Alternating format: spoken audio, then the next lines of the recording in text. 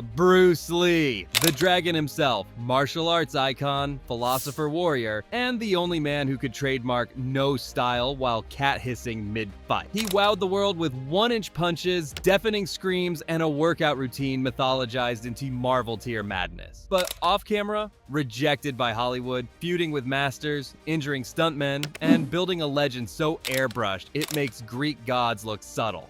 This is everything wrong with Bruce Lee. Sorry to interrupt, but Bruce Lee dodged bullets and bad movies. You can dodge laziness and hit subscribe. Ah, thanks. Born to be. Extra. Ah yes, the martial arts messiah was born in San Francisco. That's right, Bruce Lee wasn't even born in Asia, but in the land of hamburgers and baseball. His Cantonese opera star dad was on tour, and baby Bruce was practically kicking in the womb to a jazz beat. Raised in Hong Kong, little Bruce quickly became a child actor, which explains why he always looked like he was in the middle of a dramatic monologue, even when he was just tying his shoes. As a teen, he joined street gangs for fun because apparently Pizza Hut wasn't intense enough. Eventually, he moved back to the United States, took up philosophy like every brooding teen, and somehow became a martial arts prophet with abs so sharp they could slice cheese.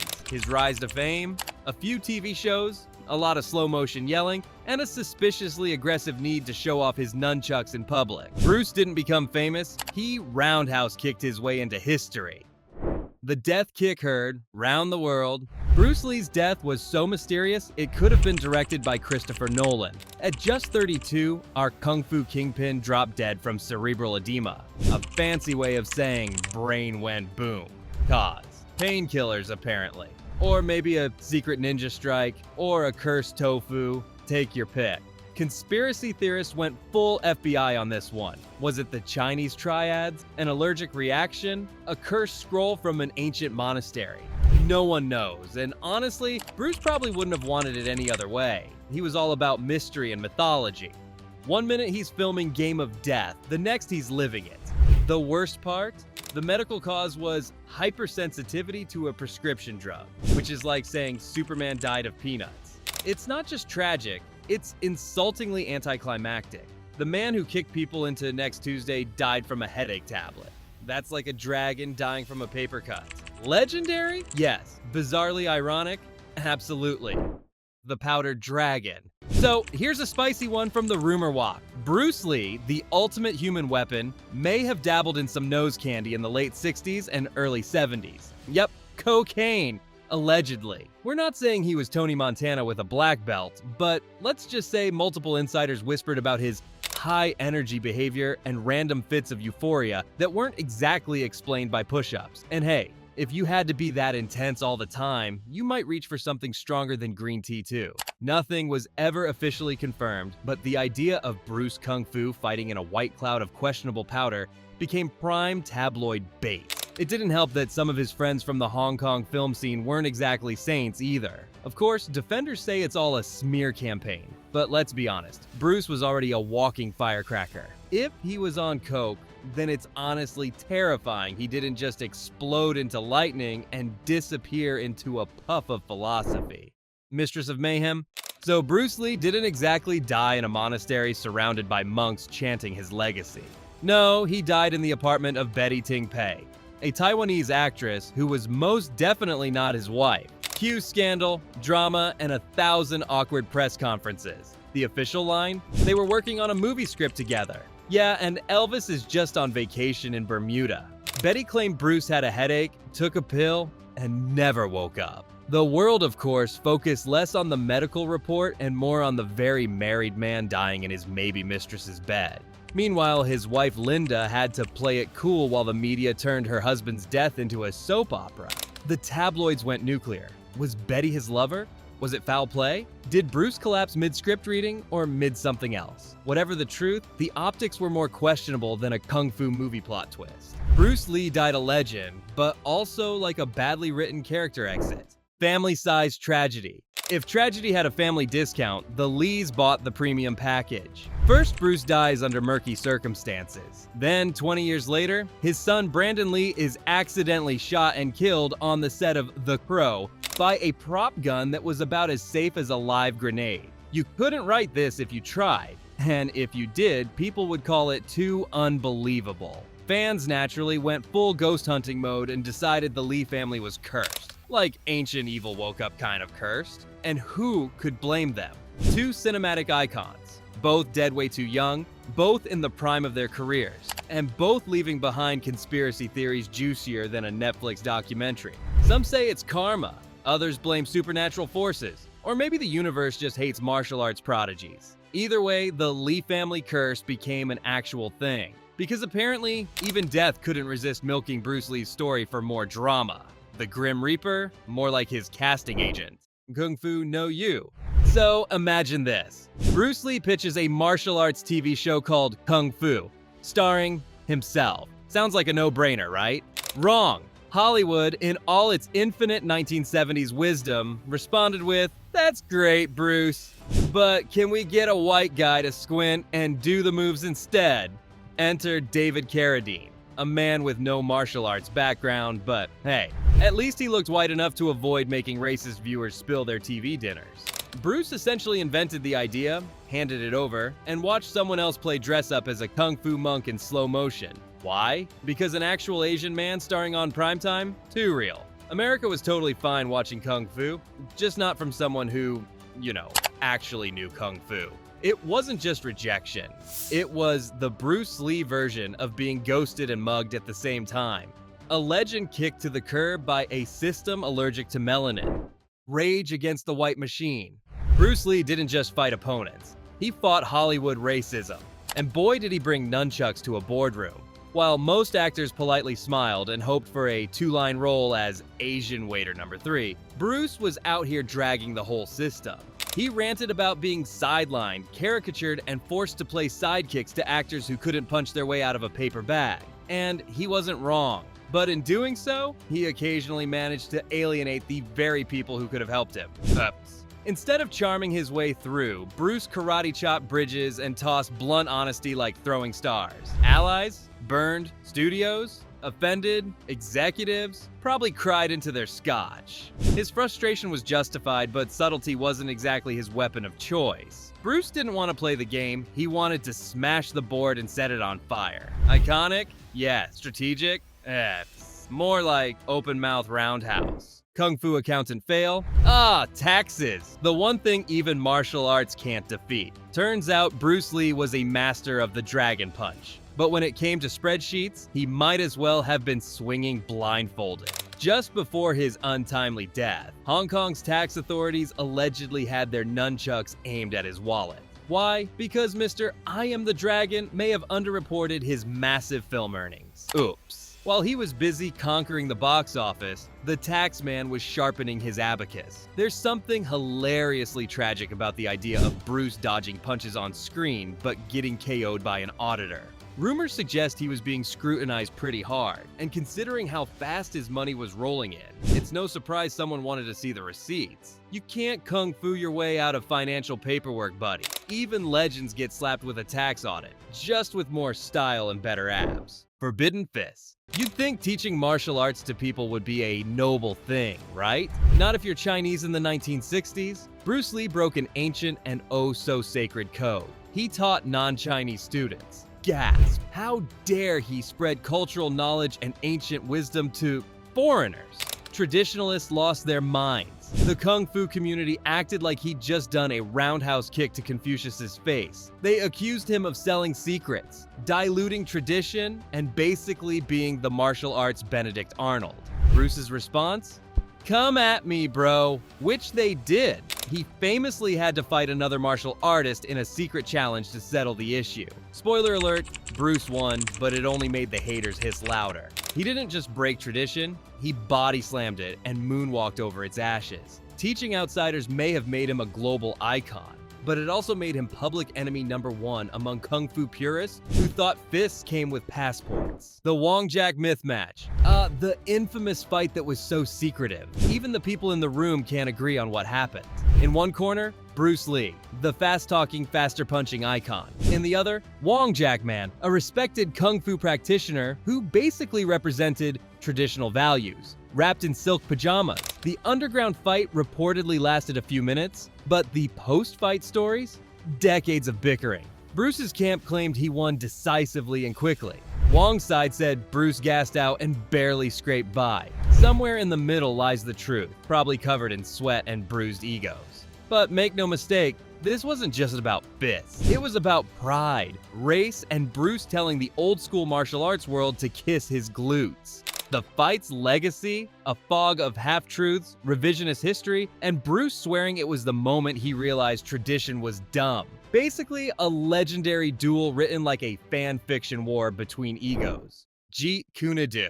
Bruce Lee didn't just challenge martial arts traditions, he karate chopped them into glitter. With Jeet Kune Do, he basically told the entire kung fu world, your styles are dumb. Mine isn't even a style, it's styleless. Which makes it better. His philosophy was absorb what is useful, discard what is useless. And which sounded deep until he started hurling insults at rigid systems like he was a martial arts stand-up comic. Naturally, entire schools lost their collective zen and branded him an arrogant heretic. He wasn't trying to blend styles, he was trying to obliterate them. And let's be honest, no style sounds cool until you realize it mostly means whatever Bruce wants to do today.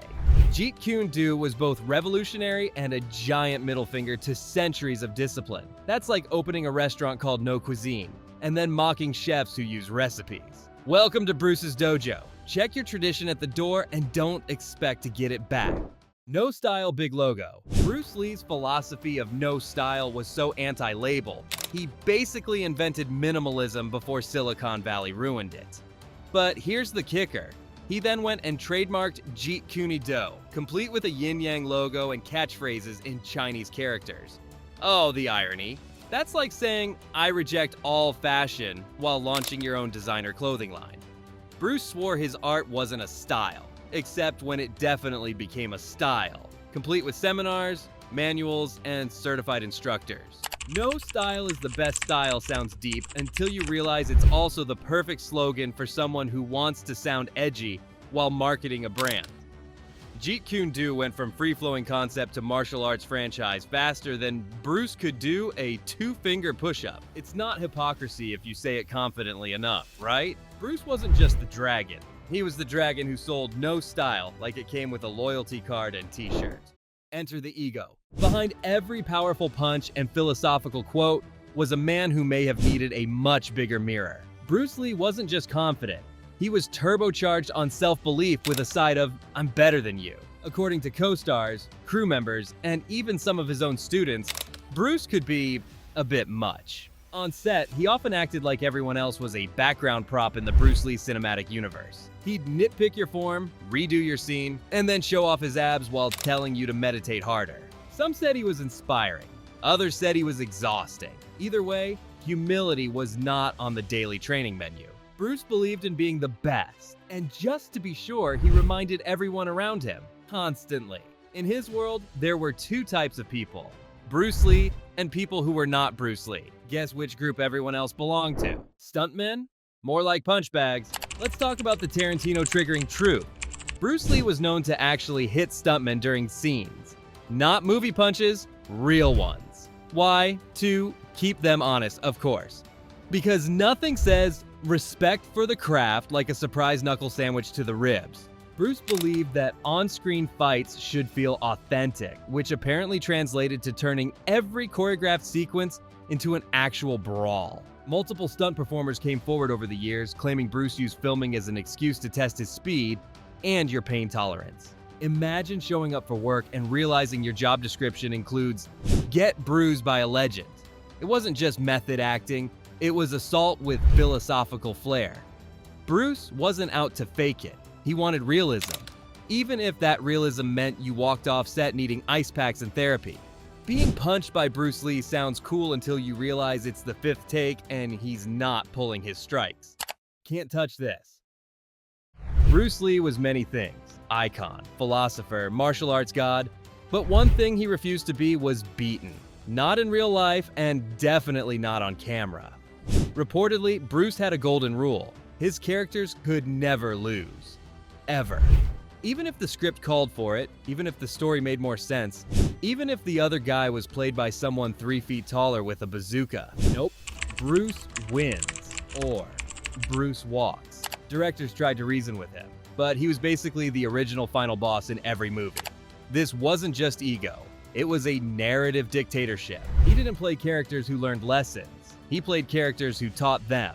With this, it's one thing to be tough, another to be invincible, and a whole other level of diva to write "I win" into every fight scene like it's a WWE script. Bruce didn't do character arcs, he did victory laps. Enter the control freak. When Bruce Lee starred in Enter the Dragon, he wasn't just the main character. He was the unofficial writer, fight choreographer, creative director, and emperor of all things Bruce. The actual director, Robert Klaus, basically had to wrestle the camera back from Bruce every other day. Bruce would rewrite scenes, rearrange fight sequences, and then glare at anyone who dared question his cinematic vision. The guy didn't just want to act. He wanted to be a one-man production company.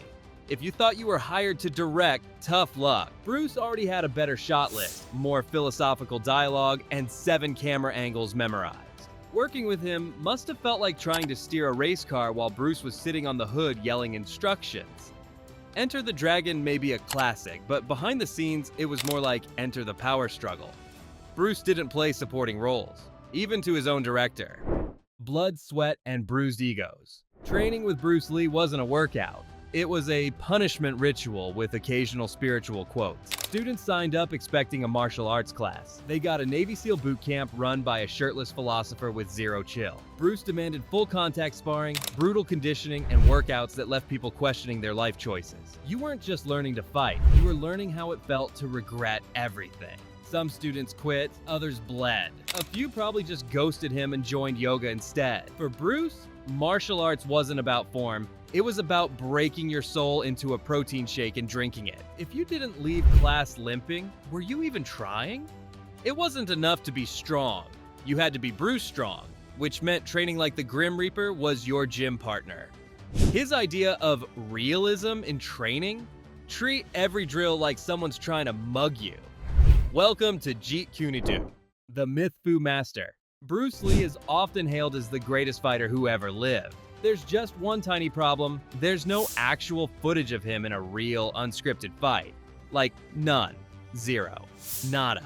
Which raises the awkward question, was it all just perfectly edited movie magic? Some critics argue that his legendary status might be less about actual combat and more about slick choreography, dramatic angles, and thunderous sound effects. Think about it. We've got hours of Bruce Lee kicking butt in cinematic slow motion, but not even one grainy clip of him in an actual street fight, not one training match that wasn't choreographed within an inch of its life. Bruce was an incredible athlete, no doubt, but the gap between myth and measurable reality is wider than a roundhouse kick in widescreen. In the end, Bruce may have been the ultimate warrior, or the world's most talented fight scene actor. Either way, the footage conveniently keeps that mystery alive. The myth builder in chief. Bruce Lee didn't just become a legend. He engineered it like a PR black belt. The man practically wrote his own Bible, and spoiler alert, every chapter was about how awesome Bruce Lee was. His stories always came with just the right amount of vagueness and impossibility. Punches too fast for the camera to catch? Check. Knockouts in under 10 seconds? Yep. Abs that could deflect bullets? Probably not, but you get the idea. He blurred the lines between martial artist and mythical beast, like he was crafting the Bruce Lee cinematic universe. Sure, he was insanely talented, but also insanely good at hyping himself like he was Kung Fu Jesus. He sold strength, speed, and soul, but also sold a carefully curated fantasy. And fans, we ate it up like hot dumplings. The dragon wasn't just born, he was branded. And Bruce was the CEO of his own legend, complete with mysterious powers and just enough mystery to keep you guessing forever. The 1-inch PR punch. Let's talk about the legendary 1-inch punch, aka the martial arts world's most overhyped party trick. Yes, Bruce could knock a guy back a few feet from barely any distance. Cool. Now let's talk about how it was demonstrated under perfect conditions with willing volunteers, prep stances, and more hype than a WWE promo. Superhuman speed? Sure. If you ignore the fact that everything was perfectly staged for maximum awe. Don't get us wrong.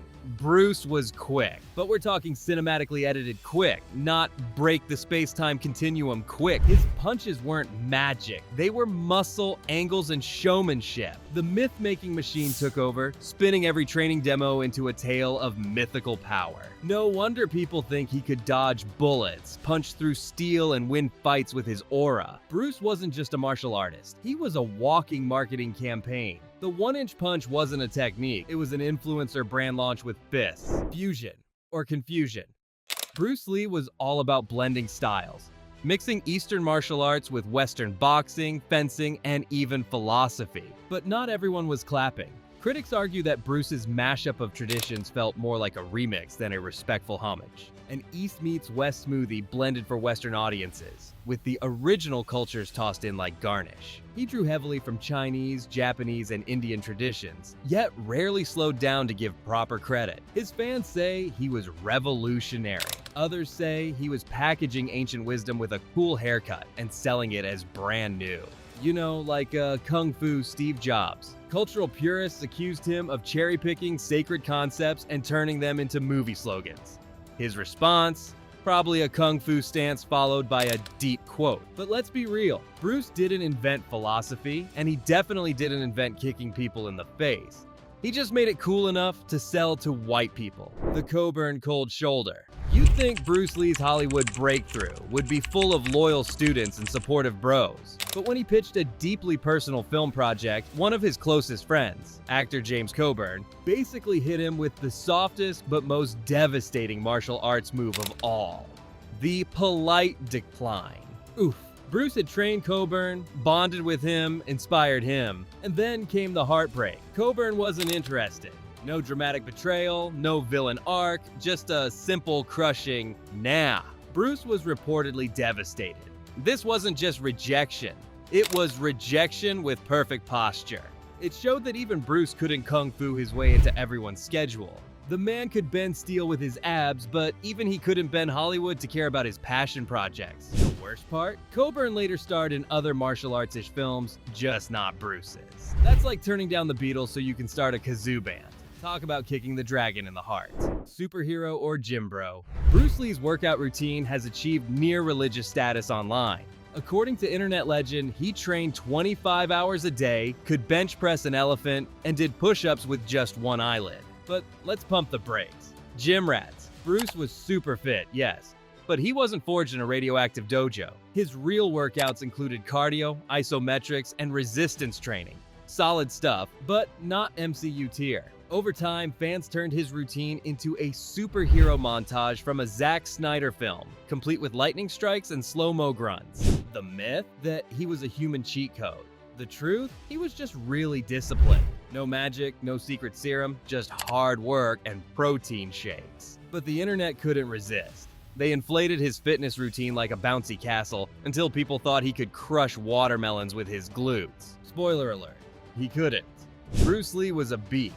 But let's stop pretending he trained by lifting actual dragons. And there you have it, the legend, the mystery, the high-kicking hurricane of drama that was Bruce Lee. We love him because he wasn't just a fighter. He was an icon who turned martial arts into a global phenomenon while yelling like a jungle cat on fire. What do you think of Bruce Lee? Let me know down below. Thanks for watching and see you in the next video.